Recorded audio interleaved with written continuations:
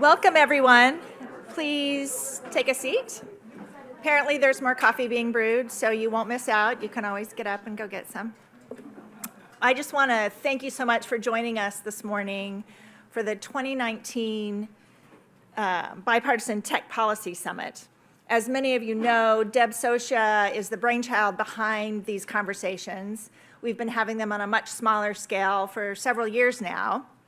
And for this morning's event, she has included Will Reinhart from the American Action Forum and Chris Lewis from Public Knowledge, with the goal of really ensuring that this is a bipartisan discussion where we are presenting solutions and working through difficult issues.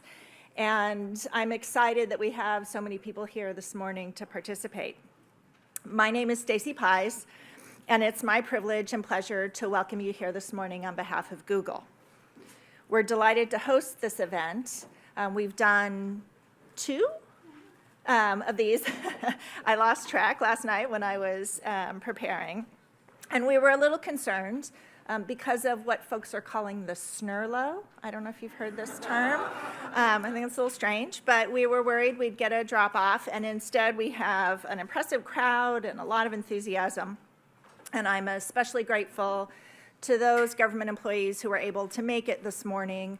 I know that things are difficult right now, but I appreciate your dedication to the important work you have before you, so thank you very much.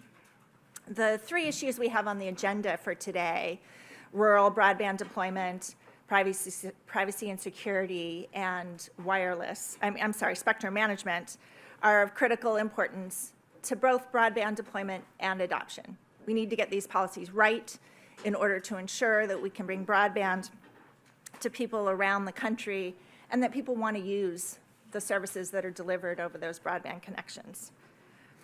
We're fortunate to have with us this morning Commissioner Rosenworcel. She's been a strong advocate for ensuring that broadband access is open and universal, and that we adopt innovative spectrum policies that bring wireless broadband across the country. And I want to thank former Commissioner McDowell, who I don't think is here yet. He's going to join us for a fireside chat. He has been a champion for internet governance and also for access to unlicensed spectrum. So we appreciate the opportunity to hear from him this morning as well. And of course, to all of you for bringing your expertise and your enthusiasm and your desire to craft bipartisan solutions, because this afternoon is all about reaching solutions. So I hope you're prepared for an interesting, challenging, and constructive conversation today. So before I hand over to Kat Blake, I want to say Kat Blake, from Next Century Cities as well, to outline the day's events. I just want to say once more, welcome. Please participate in the conversation. If you have questions, make sure that they are productive, and enjoy your time, and welcome to Google. Thank you.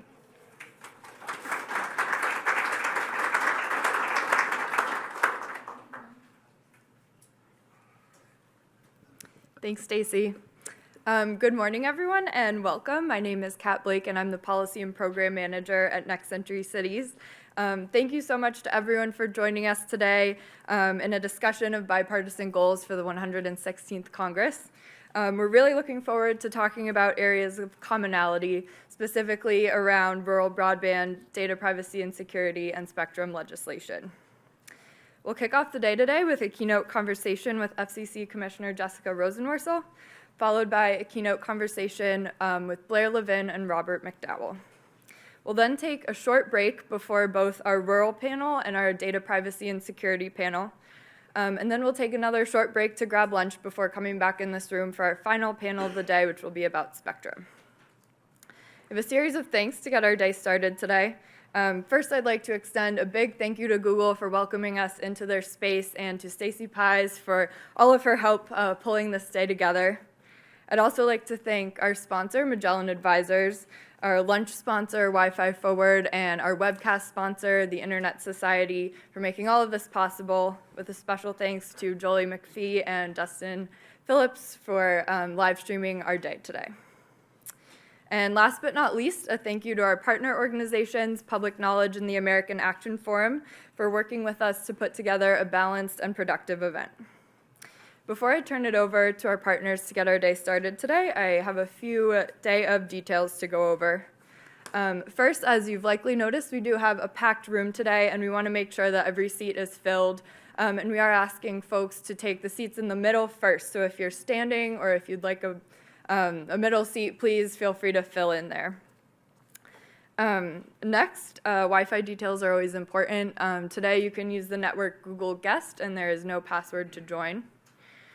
I'd also like to encourage everyone throughout the day to use our event hashtag Bipartisan Tech, both to encourage conversation about the event and also to submit questions for our live stream viewers.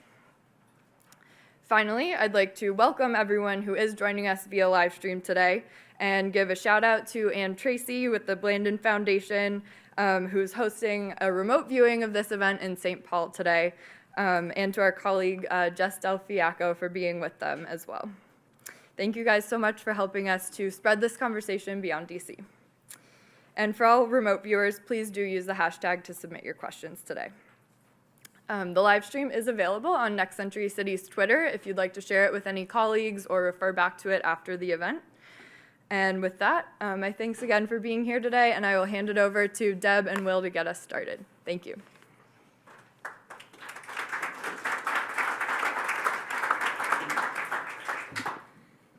So we're going to get moving really quickly, but I just wanted to quickly say that Next Century Cities works with cities, towns, and counties around the country. We have almost 200 members. If you're interested in knowing more about what we do, please take a look at our website, nextcenturycities.org. Our colleague from Public Knowledge, Chris Lewis, wasn't able to be here today, but he sends his welcome as well.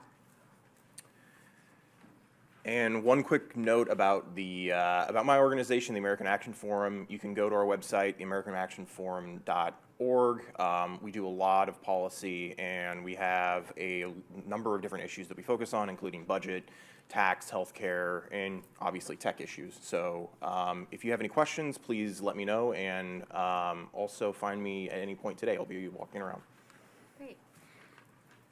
So just before we bring up Commissioner Rosenworcel, I wanted to mention that we have a recent FCC commissioner here today, former Commissioner Mignon Clyburn, and congratulations on being named to the Artificial Intelligence Commission, and we're so happy you're here today.